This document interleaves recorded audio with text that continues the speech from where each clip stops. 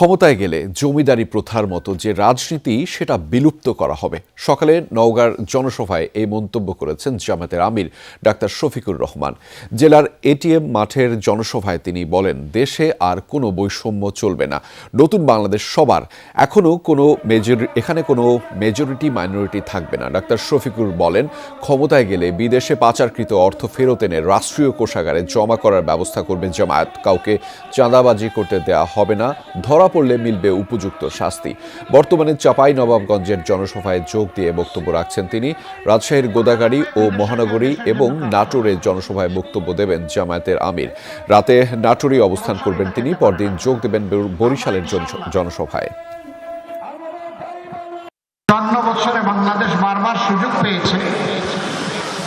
যারা শাসন ক্ষমতায় এসেছেন তারা নিজেরা ক্ষমতাবান হয়েছেন, কিন্তু জনগণের ক্ষমতা তারা বৃদ্ধি করেন নাই।